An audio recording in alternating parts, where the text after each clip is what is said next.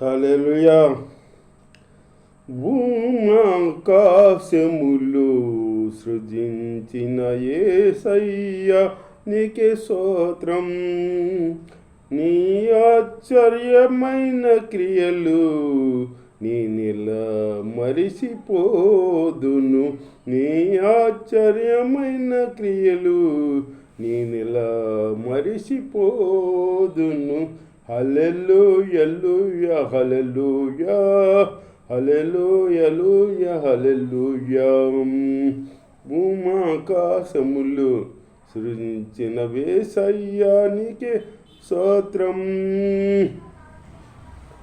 బానిసత్వము నుండి శ్రమల బారి నుండి విడిపించావు నన్ను. దీన దశలో నేనుండగా నన్ను విడవనైతివి. బానిసత్వము నుండి శ్రమల బారి నుండి విడిపించావు నన్ను. దీన దశలో నేనుండగా నన్ను విడవనైతివి. భూమాకాశములు సృజించిన యేసయ్యా నీకే స్తోత్రం.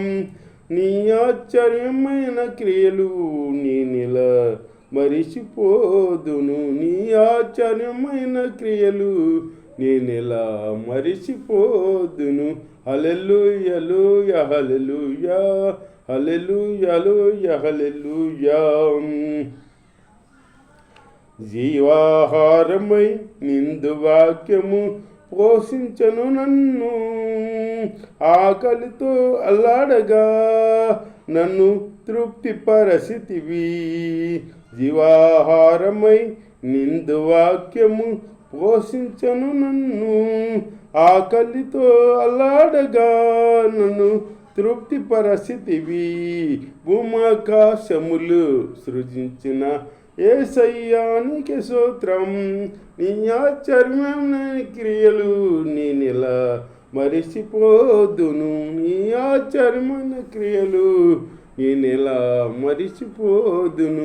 హల్లెలూయా హల్లెలూయా హల్లెలూయా హల్లెలూయా. భుజంగములను అణసివేసి కాసినవు నన్ను. ఆపదలో సిక్కుకొనగా నన్ను లేవనెత్తితివి. భుజంగములను అణసివేసి కాసినవు నన్ను. ఆపదలో సిక్కుకొనగా నన్ను లేవనెత్తితివి. భూమాకాశములు సృజించిన యేసయ్యా నీకే స్తోత్రం. నీ ఆశ్చర్యమైన క్రియలు నేనెల మరిచిపోదును. హల్లెలూయా హల్లెలూయా హల్లెలూయా హల్లెలూయా. నూతన యెరూషలేం నిత్య నివాసమని తెలియజేసితివి. నీ తూర్పులో నేనుండగా నన్ను ఉజ్జీవపరచితివి. నూతన యెరూషలేం నిత్య నివాసమని తెలియజేసితివి. నీ తూర్పులో నేనుండగా నన్ను ఉజ్జీవపరచితివి. భూమాకాశములు సృజించిన యేసయ్యా నీకే స్తోత్రం. నీ ఆశ్చర్యమైన క్రియలు నేనెల మరిచిపోదును. నీ ఆశ్చర్యమైన క్రియలు నేనెల మరిచిపోదును. హల్లెలూయా హల్లెలూయా హల్లెలూయా హల్లెలూయా హల్లెలూయా. మోషే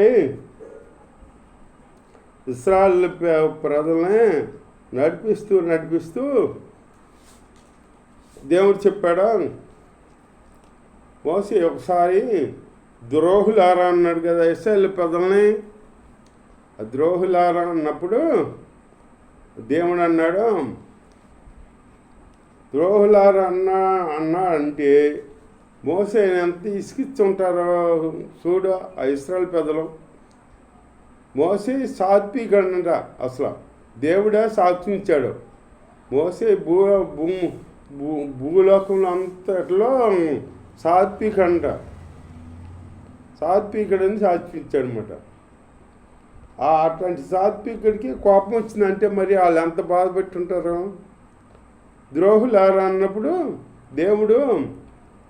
బండతో మాట్లాడమంటే బండను కొట్టాడు. ద్రోహులారా మీకు నీళ్ళు నేను రెప్పియాలా అని కొట్టేటప్పటికి నీళ్ళు వచ్చినాయి కానీ తృప్తిగా తాగారు. కానీ ఈ మోసే పాలు తేనెలు ప్రవహించు దేశం వెళ్ళమన్నాడు దేవుడు. నువ్వు వెళ్ళవు. నెబు పర్వతం అని ఉంది. ఆ పర్వతం మీదకి వెళ్ళి నువ్వు చూస్తావు, ఆ దేశాన్ని చూస్తావు, కానీ నువ్వు దాంట్లో ప్రవేశించవు.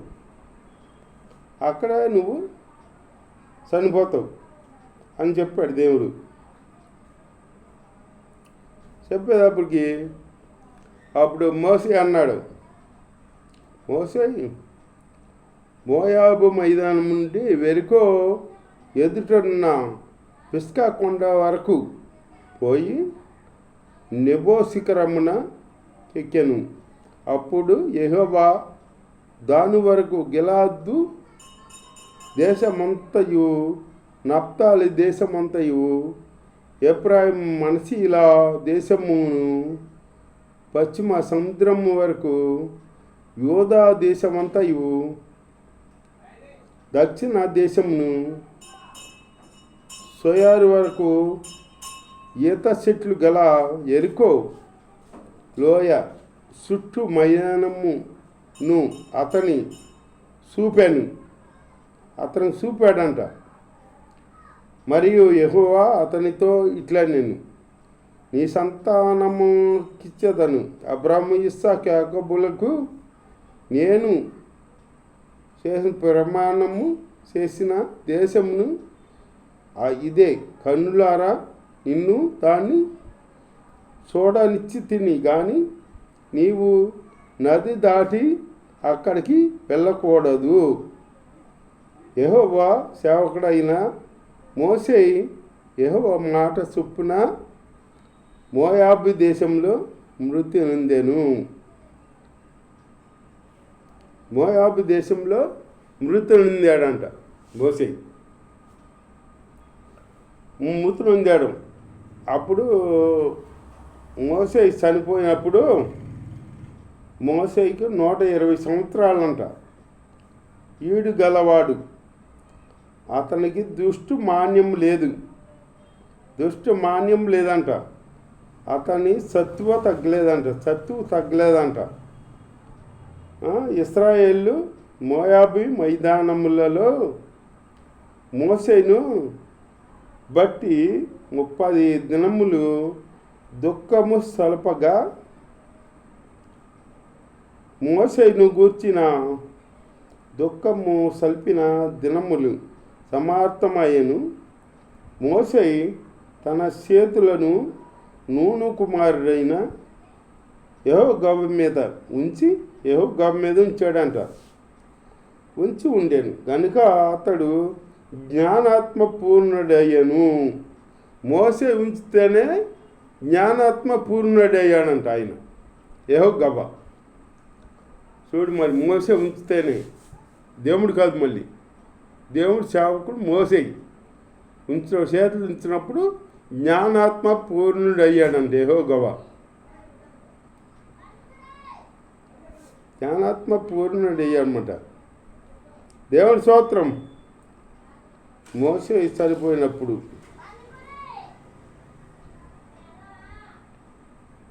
కాబట్టి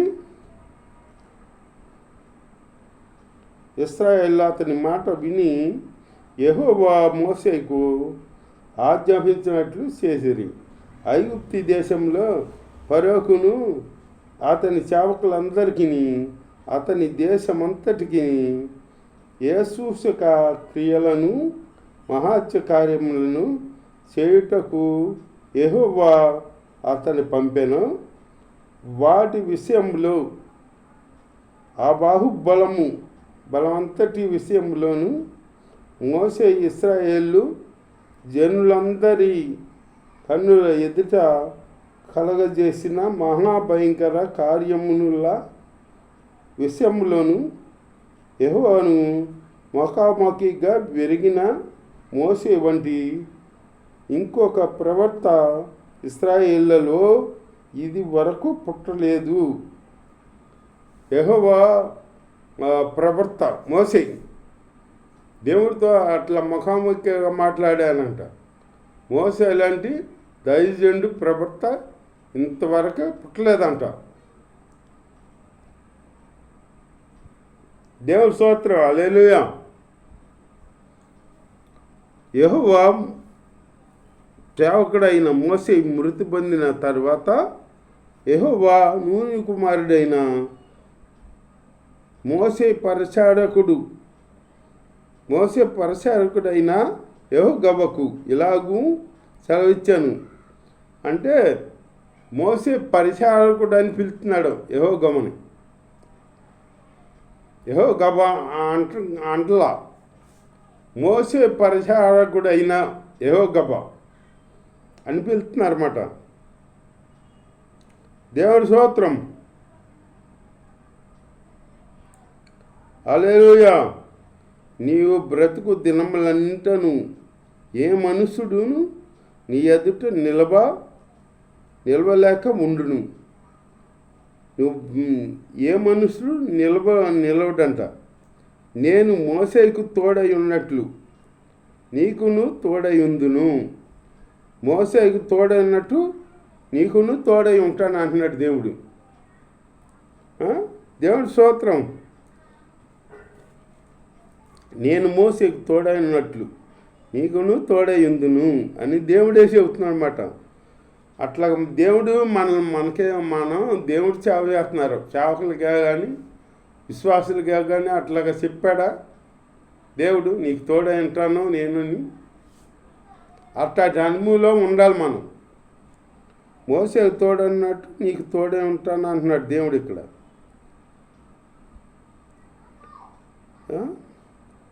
దేవుడి స్తోత్రం. నన్ను విడువను, నన్ను ఎడబాయను, నిబ్బరం కలిగి ధైర్యముగా ఉండుము. నిన్ను విడువడు ఎడబాయుడు, నిబ్బరము కలిగి ధైర్యంగా ఉండుము. వారికిచ్చదనని నేను వారి పితరులతో ప్రమాణం చేసిన ఈ దేశమును నిత్యముగా నీవు ఈ ప్రజల స్వాధీనము చేసేదవు. నిత్యంగా ఈ ప్రజల స్వాధీనం చేసేదవు. నేను మీ పితరులతో చేసిన ప్రమాణం చేశాడు, పాలు తేనెలు ప్రవహించు దేశాన్ని ఇస్తానని. ఆ ప్రకారం మోషే పరిచారకుడు చనిపోయాడు కదా. మోషే పరిచారకుడు యెహోషువ ఉన్నాడు కదా, యెహోగబ. నేను మోషేకి తోడన్నట్టు నీకు తోడుంటాను. నీవు నిత్యంగా మీ పితరులకు చేసిన వాగ్దానం ప్రకారం ఆయన పాలు తేనెలు ప్రవహించు దేశంలో తీసుకెళ్తావు నువ్వు అని చెప్పాడు అన్నమాట. అయితే నీవు నిబ్బరము కలిగి జాగ్రత్త పడి బహు ధైర్యంగా నుండి, నిబ్బరము కలిగి ధైర్యంగా ఉండమంటున్నాడు అన్నమాట. నా సేవకుడైన మోషే నీకు ఆజ్ఞాపించిన ధర్మశాస్త్రమంతటి చొప్పున చేయవలెను. నా సేవకుడైన మోషే ఇక ఆజ్ఞాపించిన ధర్మశాస్త్రం అంతటి ప్రకారం నువ్వు చేయమంటున్నాడు అన్నమాట. దేవుని స్తోత్రం. చేయవలెను. నీవు నడుచు ప్రతి మార్గమున చక్కగా ప్రవర్తించినట్లు నీవు దాని నుండి కుడికి కానీ ఎడముకు కానీ తొలగకూడదు. కుడికి కానీ ఎడముకు కానీ తొలగకూడదు అంటున్నాడు దేవుడు యెహోషువని. దేవుడి స్తోత్రం. ఈ ధర్మశాస్త్రం గ్రంథమును నీవు బోధింపక తప్పిపోకూడదు. దానిలో వ్రాయబడిన వాటన్నిటి ప్రకారం చేయుటకు నీవు జాగ్రత్త పడునట్లు దివారాత్రము దాన్ని ధ్యానించిన వెడల నీ మార్గమును వర్ధిల్ల చేసుకొని చక్కగా ప్రవర్తించదవు. నీ ధర్మశాస్త్రం నువ్వు చదవమంటున్నాడు అన్నమాట. చదివితే అదే నిన్ను నడిపిస్తుంది అని చెబుతున్నాడు దేవుడు. దేవుడి స్తోత్రం. ధ్యానించిన ఈ మార్గమును వర్ధిలింప చేసుకొని చక్కగా ప్రవర్తించదవు. ధర్మశాస్త్రం చదివితే ఆ ధర్మశాస్త్రమే నీ జ్ఞానం అన్నమాట. అలాంటి జ్ఞానం మనం పొందుకుందాం గాక. ఆమేన్.